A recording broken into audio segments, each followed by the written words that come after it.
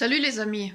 L'affaire Stan Mayo encore devant le tribunal, mercredi prochain, 24 novembre 2021 à 9 heures, à la cour d'appel.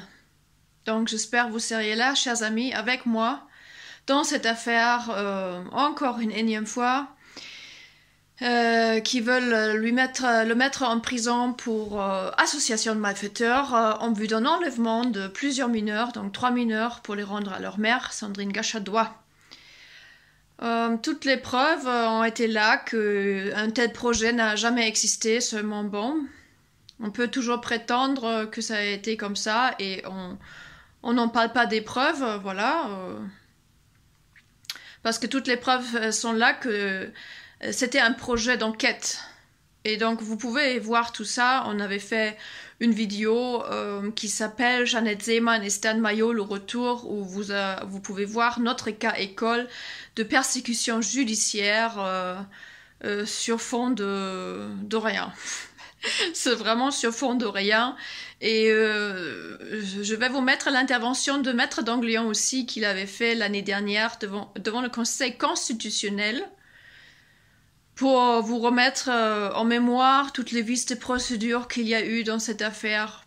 Je veux dire, ils ont inventé, le procureur de Saintes avait inventé un projet d'enlèvement de mineurs pour les rendre à leur mère, dans une affaire sur fond de pédocriminalité, et cette intention considérée par le procureur comme crapuleuse, n'est-ce pas? C'est crapuleuse. Si un tel projet avait existé, ça aurait été crapuleuse d'avoir l'intention de vouloir remettre les enfants à leur mère. Donc ça va loin, ça va très très loin. Et puis, je vais vous mettre donc l'intervention de Maître Danglion. Vous allez voir encore toutes les vices de procédure et jusqu'à la prescription de l'affaire. Donc vous allez l'entendre de la bouche de Maître Danglion lui-même. Que l'affaire, voilà, elle est prescrite depuis 2017. Et maintenant, ils ont condamné Stan à 2 ans de prison ferme dans cette affaire et 2 ans avec du sursis. Et ils veulent encore transformer ces 2 ans de sursis en prison ferme. C'est-à-dire, ils l'ont déjà fait. Il est déjà incarcéré. Et maintenant, on a déjà un appel dans cette affaire. Donc, chers amis, vraiment, j'espère que vous seriez là pour la défense de Stan, pour notre cause commune. Merci à vous. À mercredi. Nous entendons maintenant Maître Danglion, qui est avocat au barreau de la Seine-Saint-Denis, qui représente M. Mayo, partie intervenante, dans les 2 dossiers. Maître.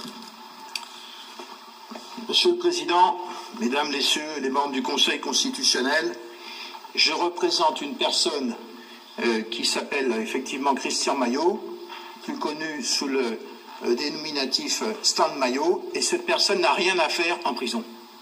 Mais absolument rien à faire en prison. Tout ce qui le concerne est illégal. C'est une personne qui a été renvoyée devant une juridiction correctionnelle par une ordonnance de renvoi signée par un stagiaire. C'est marqué dans la décision. Nullité d'ordre public qui peut être évoquée en tout état de cause.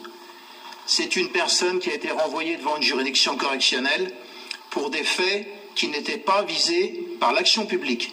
C'est une personne qui est renvoyée devant le tribunal correctionnel pour des faits pour lesquels l'action publique est prescrite. Et ce monsieur a déjà fait 11 mois de détention provisoire. C'est beaucoup. 6 mois au Venezuela et 5 mois en France.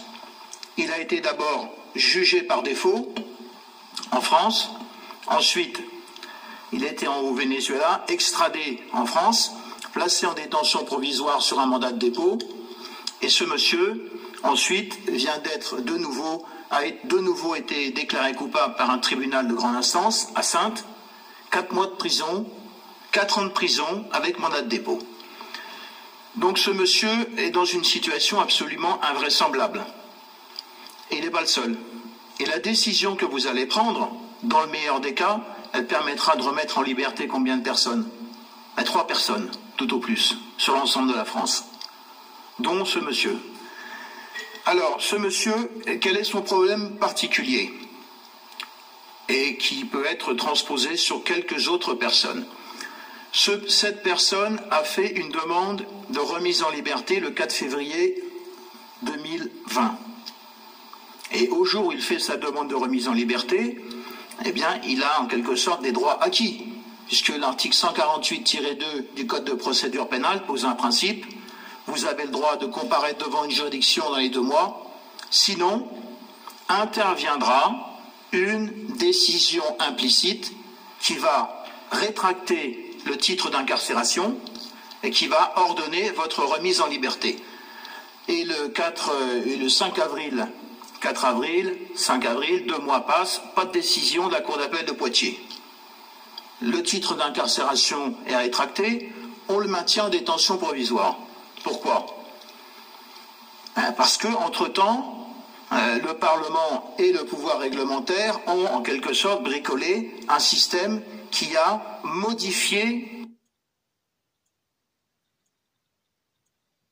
le régime juridique prévu par l'article 148-2 du Code de procédure pénale. Mais cette disposition du Code de procédure pénale n'a jamais été abrogée, n'a jamais été suspendue. C'est le droit commun. La Convention européenne de sauvegarde des droits de l'homme et des libertés fondamentales n'a jamais été suspendue dans son application. Et donc, ce monsieur reste en prison parce que on lui a fait application avec effet rétroactif d'un système qui a été mis en place postérieurement au jour où il a déposé sa demande de remise en liberté. Mais je ne crois pas que notre système juridique permette, en matière pénale, d'instaurer des dispositions avec effet rétroactif. Et le problème est d'autant plus sensible que la loi elle-même prévoit un effet rétroactif au 12 ou 13 mars 2020.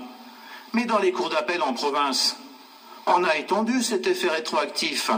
Le monsieur fait une demande de remise en liberté le 4 février, eh bien on a étendu les effets rétroactifs au 4 février.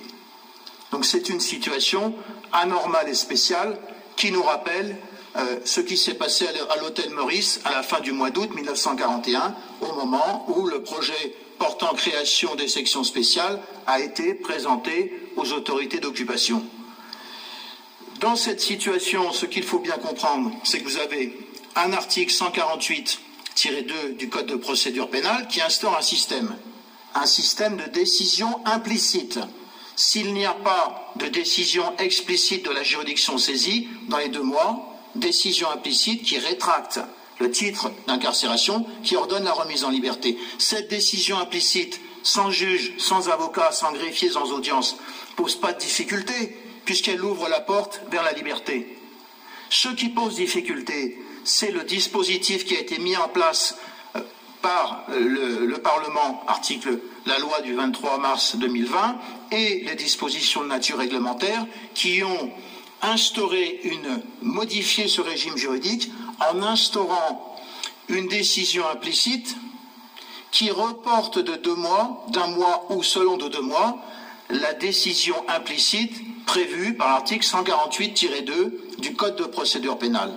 C'est ici que se pose la difficulté, parce que cette décision implicite, elle pose difficulté parce que c'est une décision implicite qui maintient une personne en détention provisoire, sans audience, sans juge, sans greffier, sans aucun contrôle.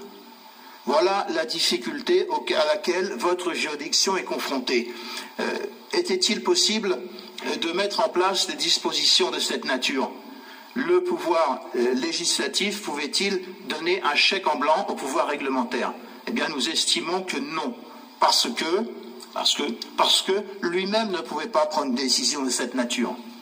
Lui-même ne pouvait pas prendre une décision de cette nature, c'est-à-dire interposer dans les dispositions de l'article 148-2 du Code de procédure pénale une décision implicite qui allait reporter d'un mois ou selon de 2 mois, sans juge, sans audience, l'intervention de la décision implicite qui ordonne la remise en liberté. C'est toute la difficulté dont il s'agit.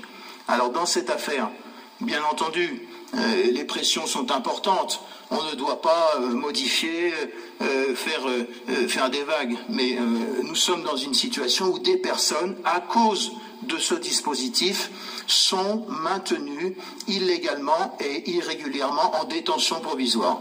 C'est toute la difficulté de l'affaire qui se présente à vous aujourd'hui. Donc je pense que votre juridiction pourra ne pas rater cette affaire historique et fixer de manière parfaitement claire, sans utiliser des éléments de langage, pour dire voilà, maintenant, ce mécanisme n'est pas du tout conforme à la Constitution, parce qu'il permet de maintenir en détention provisoire, sans passer devant un juge, des personnes qui ne sont pas coupables et qui, au final, devront être relaxées et remises en liberté. Voilà, je vous remercie. Merci, maître.